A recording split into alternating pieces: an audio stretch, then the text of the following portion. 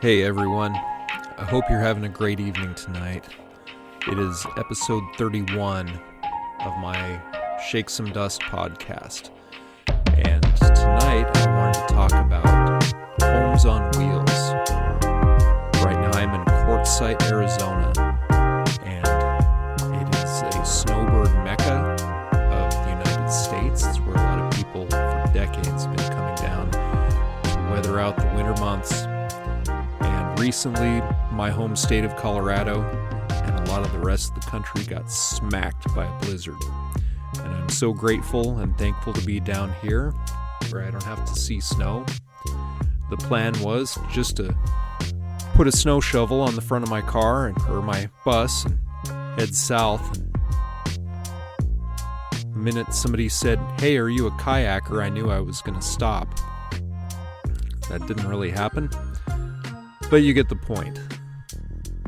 So I'll start this episode off with some of my affiliates.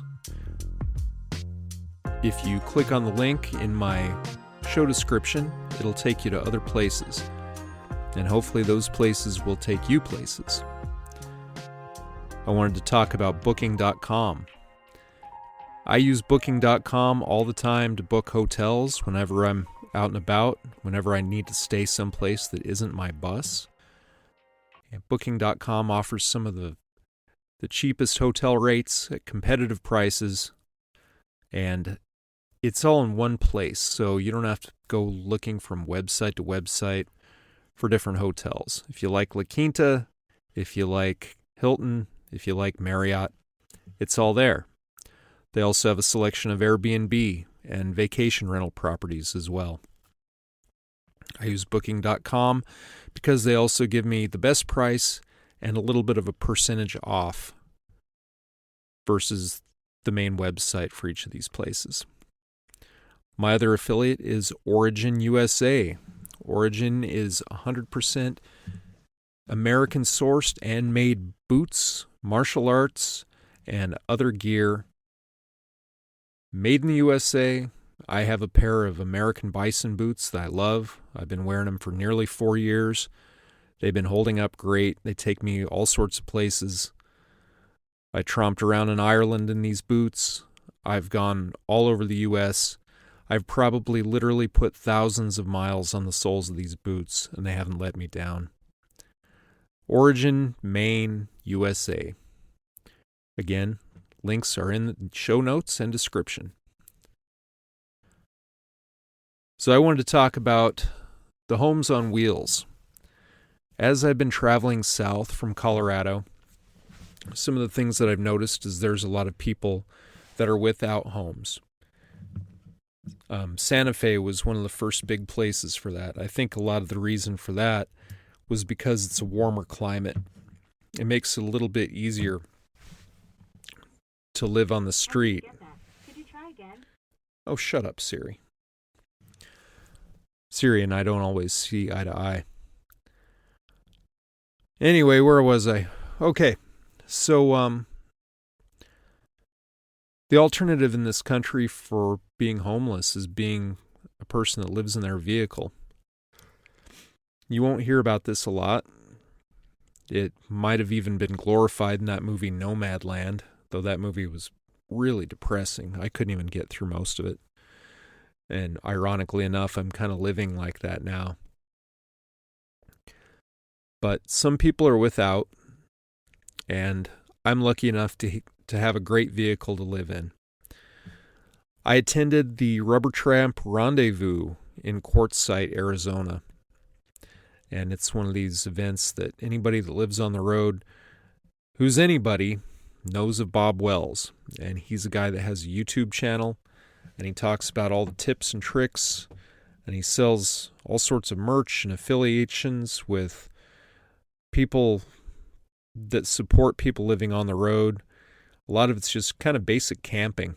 And what's funny is I have a lot of people, they approach me and they're like, "Hey, do you know of Bob Wells? Do you know of his videos?" And I've watched a couple of them. And even though I'm a newbie about living on the road, I would have to say that 90% of what he offers is stuff that I learned in Boy Scouts. And when I was a kid, I was in Boy Scouts. I made the rank of Eagle Scout. I know how to make a fire through 3 or 4 different ways without matches, in the rain, in any kind of conditions, just about. I know how to keep warm. I know how to keep dry. And it's all kind of basic stuff like that. If you can combine those skills with basic auto repair and other life skills, you're pretty much set. But oddly enough, there's a lot of people that just don't even know that stuff. So they rely on these videos. They want to learn about things like, oh, how do I set up a propane stove? Or how do I do this? Or what's the best, blanket to use if I'm sleeping in my car, or whatever. And they really like to follow these videos. And I really just didn't get into them. I've been able to kind of make my way on my own. I talk about a lot of tips and tricks on my YouTube channel and also my blog. So if you're interested in checking out either, my YouTube channel is at Shake Some Dust, which is shake-some-dust. And the same is with my blog. It's www.shake-some-dust.com. So all one word. So one of the things that I was kind of struck by going to the Rubber Tramp Rendezvous, and I'm going to be brutally honest here. I know I should be subscribing to this kind of stuff and buying into the culture, but really the whole thing kind of felt like an MLM, or it felt like a timeshare seminar where people would show up at a nice hotel and then they would learn all about these fancy Hawaiian timeshare apartments and houses and whatever. And they had the baseball field here in Quartzsite. Everybody brought their lawn chair that attended. The parking lot was filled with buses and RVs and even cars that people were living out of. And they had a stage where people would come up and speak for like an hour or half an hour, talking about all their knowledge about things that they know about on the road or programs that they offer. There were some programs that were being offered that they talked about, like insuring your vehicle or, work camps, that kind of thing. A lot of people that live on the road are camp hosts, or they pick up temporary jobs on the road. The beet farming is a big thing during the fall and early winter months. And I have a friend that she'd done beet farming, and she said she made great money, and it was able to keep her on the road and keep her in a vehicle for a while. So I'm not going to knock that kind of stuff, because if there's work out there to be had and people need to have it, then great, more power to them. I'm fortunate enough to be a digital nomad. My main occupation is writer.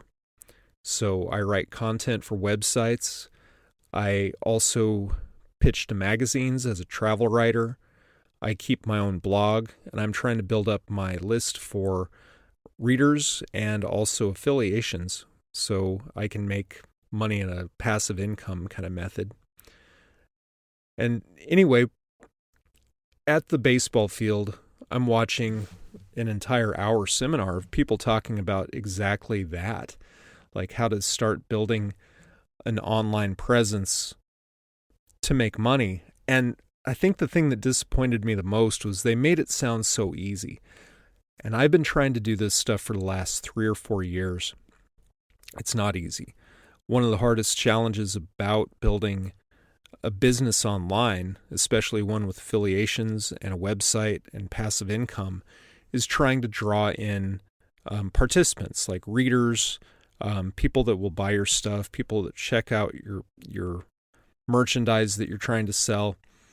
There are so many websites out there. There's so many YouTube channels and podcasts and blogs, all of it, that it's literally like trying to find a needle in a haystack. It's tough out there. And the thing that kind of bummed me out about that was they made it just seem like it was so easy. Like, oh, all you have to do is just get a URL on a website and then just build and just make money. And everybody is kind of said that. It's not that easy at all. A lot of the time, you're at the mercy of the algorithm. And I know this not only from my own experience with my own site, but also because I wrote for companies. I was a ghostwriter on a platform that did SEO content for a number of companies. And since then, they've kind of subscribed to AI, and it's undercut a lot of the writers. So that's kind of a bummer too. The information that they provided at the baseball diamond was probably about 7 to 10 years back. So it was really out of date, especially considering what AI is doing to the industry right now. So that was kind of a bummer. And I thought, well, these people have been invited here to talk to people. And they give a lot of people that are living on the road a lot of hope. Hope is a good thing, but also I think in some ways the people that are going out and pulling beats out of the ground for pay are probably going to be doing a little bit better than the people that are expecting to become a YouTube sensation or Joe Rogan level of podcaster overnight. It's not going to happen that way. It's going to be a brutal slog. Most people give up. And for people like me, you hear, oh, most people give up. And the problem with that is you think, well, if I just hang in there, then people will start listening to my stuff.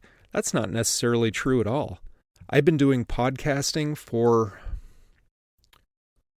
I started my first one in 2020, and it was called Gasoline Shower Thoughts. And I probably put 10 episodes out there, and I bet I had less than 50 downloads for 10 episodes. So that averaged fewer than 5 people per episode that were even listening to it. The people that did listen to it, they said it was great. They liked it. It was a lot of fun. I got to do a couple episodes with my son, which was a lot of fun too. But it just never took off. And sometimes they blame the content creator by saying, well, you just aren't interesting enough, or you just aren't, well, fuck that. I hate that kind of mentality. So much of it depends on the way that the algorithm picks you out of a lottery and basically puts your stuff out there. I have a friend that she went viral on TikTok, and it's a great example of it because her TikTok was simple. It was sweet.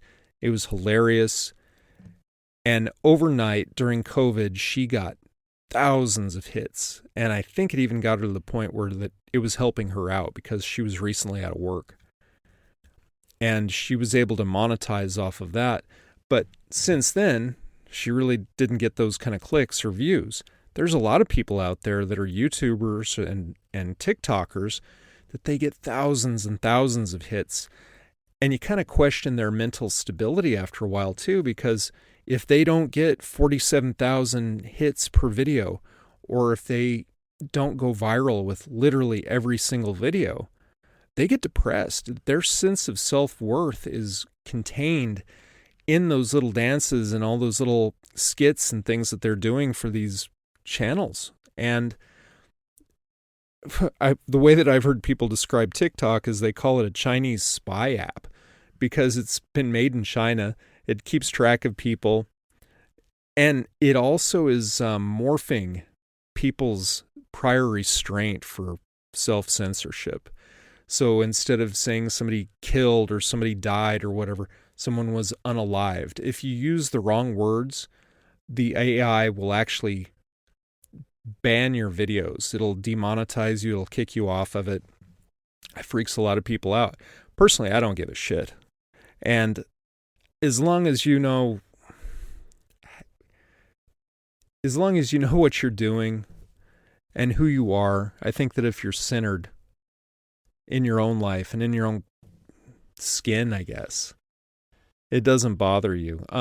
That friend of mine that went viral, it doesn't bother her. She posts videos now that's just her and her boyfriend, and they're fun, they're sweet, and she cracks me up. It's a good way to keep tabs on my friends, and I don't think she's out there doing it for clicks or money or anything like that anymore. That's just her living her life, and I think that's awesome. I never really was able to take off. I never got more than 1,000 views on my TikToks.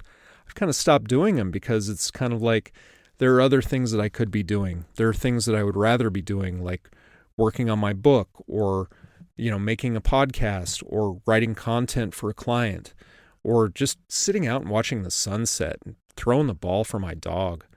I tried to drive traffic to my blogs and my websites and that other stuff through those social media platforms.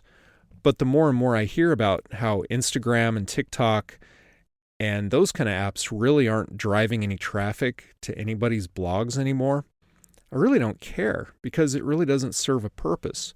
All it does is it sucks me into a K-hole for the next hour trying to feed dopamine into my brain over and over again just by watching stupid clips that are 30 seconds or more.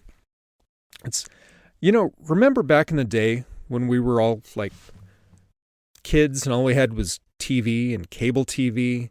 We didn't even have remote controls on our TVs. I mean, as kids, as Gen Xers, we were the remote control. Like our mom or dad would send us over to flip the channel when a commercial came on. Everybody hated watching the commercials. That's why it's kind of funny these days that if you look at things like TikTok, all it is commercials. It's all 30-second bites of people trying to throw everything that they've got into this 30-second clip. And it's ridiculous how we've gone 180 from, oh God, I'm not going to sit here and watch this commercial to, I'm not capable of sitting here and watching TV for more than 10 minutes without scrolling through my phone. I mean, we've flipped the whole game. We're just, it's instant gratification. It's all this stuff. And I will admit, I am an addict for all that stuff. And I'm trying to kind of wean my brain off of it. I think it's worse than alcohol. I think it's probably right up there with meth or heroin. It's no good, and I'm trying to get off of it. Not meth or heroin. I'm not on either of those things. Just in case the police are listening. No, I think that social media has the exact same effect. And the last couple of days, I've been just too busy to even be on social media or any of those kind of apps or platforms. And boy, my productivity level has skyrocketed. I sat down and wrote a draft for an article that I'm doing on Schoolypalooza. So I attended that. And I'm going to get back into a little bit of that, but also the Home on Wheels Alliance and the Rubber Tramp Rendezvous and all that stuff. So back to Quartzsite, back to the baseball field. It was kind of interesting, but also kind of sad. I guess my cynical side is looking at something like that, and I'm like, we've gotten to the point where we're honestly glorifying homelessness. I think that there's a difference between someone that chooses to live on the road in a vehicle that's capable of supporting their needs, and you can just pick up and go someplace and stay on public land or stay in an RV park. And people have been doing that forever. But at some point, there's a line that ought to be drawn in the sand where I saw people that were living in a Toyota Prius or, just some rattletrap old Ford Focus or something like that. Those people are homeless. Those people are living in their car. And I feel like the whole thing has been kind of glorified to say, oh yeah, this is normal. It's been normalized. And I think as long as it's just well, at least you're not living in a tent on the street or shitting in the gutter in San Francisco or whatever. I think people are willing to turn a blind eye to it and say, well, they're taken care of. They're fine. These people are not fine. I mean, I would go through the parking lot where they had buses and campers and stuff showing off their setups and their builds. And then next to that would be a Dodge Caravan with somebody that had piled up everything in their life. And it looked like a hoarder house. It was awful. And these people are living like that. And there's no help. There's no help for these folks because society says, well, you're taken care of, or you're lazy and you've chosen to live in your car instead of like getting a traditional house set up or whatever. I've mentioned this before in prior podcasts. I made the choice to live in a bus because my alternative was to possibly get some kind of like Section 8 or assisted living apartment that would have been like run down in a shitty neighborhood, and I still would have been paying probably $1,800 to $2,200 for that. I wouldn't even know where to begin to move to because you have to get on a waiting list to even get into one of these kind of things. Definitely not a bigger city because it goes up from there. And essentially you'd just be working to live in this shitty apartment or house in terrible neighborhoods that aren't safe. And it's kind of like, well, what is the point of that? And the capital that you'd have to come up with just to start off in a thing like that. Gosh, they want first month rent, last month's rent, and also a deposit on top of that. And so, gosh, you're looking at probably $6,500 in some cases just to get started in a crappy apartment. And I thought, well, what is the point? I mean, that's like halfway to a vehicle, like a good vehicle, like an RV situation. And if you're going to be dropping $600-$700 into a vehicle that you actually get to own at the end of 5 years, then that's a much better deal than some paying into some lawyer's pocket or lawyer. Been doing that enough myself, into a landlord's pockets for a place you don't even get to keep. It's ridiculous. So in my situation, I got a certain degree of freedom with making that decision. But with a lot of other people, they're living in their car because at least they have a car. They don't always have that car. Cars break down. Cars require maintenance. And if you're sleeping on a box of like all of your groceries and plastic bags you've collected and just scraps of fabric and furniture and things like that, I really don't think that you're going to Take 5 to get your oil changed very often. I think it's a mess. And I think that these people are being neglected, and I think that their lives are falling apart. And that's the thing I didn't like about the Rubber Tramp Rendezvous, is it almost seemed like a glorification of homelessness. Like, yeah, we've chosen this life. And it's like, obviously, a lot of you haven't. A lot of you are just making it by the skin of your teeth. You're surviving day by day. And I thought that really sucked. The event, for me, was odd. It was just hundreds of people in their lawn chairs sitting around watching these speakers. They went and had their autographs signed by Bob Wells.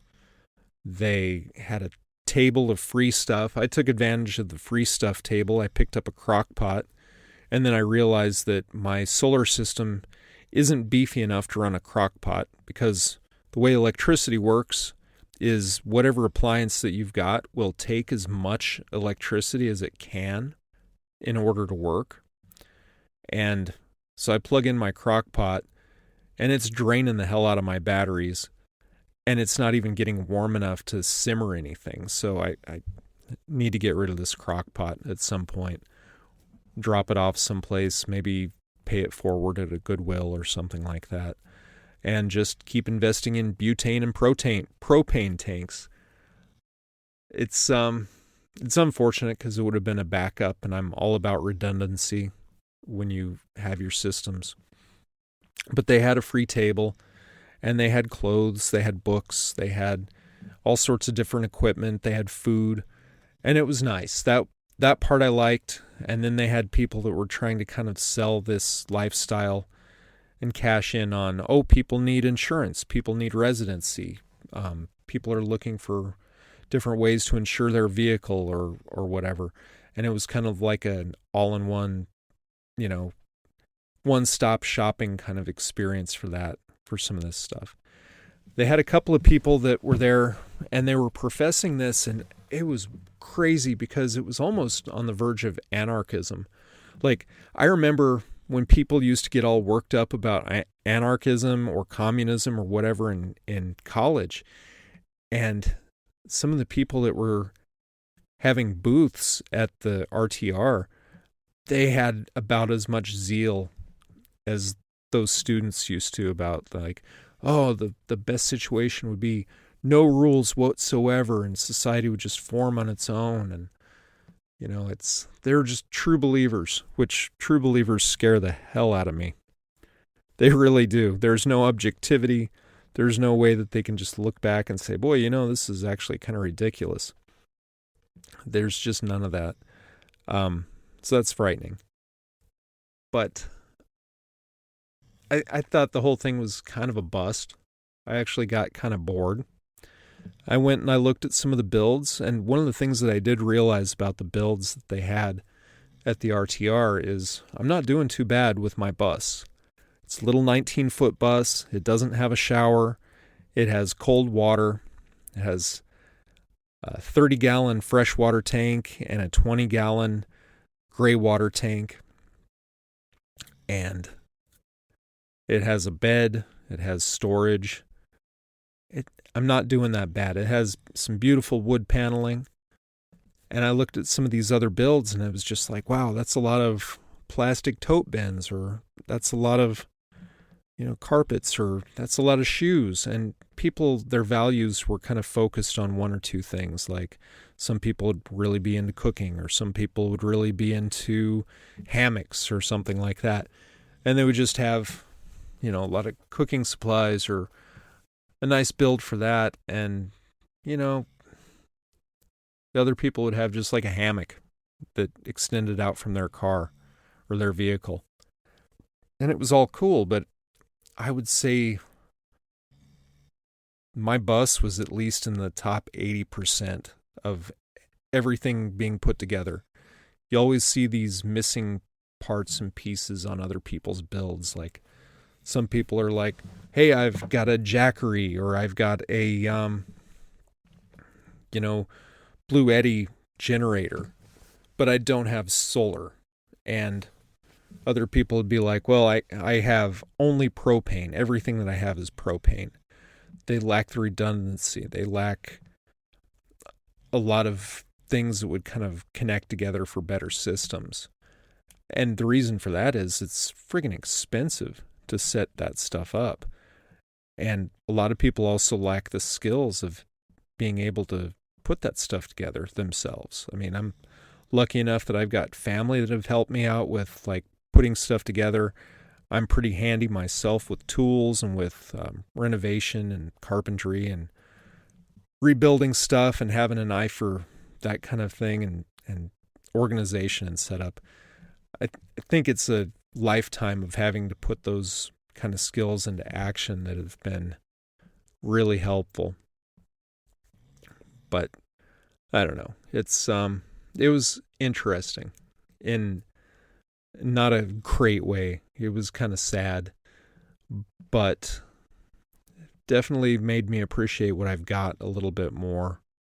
I feel very lucky and very blessed to have the setup that I've got.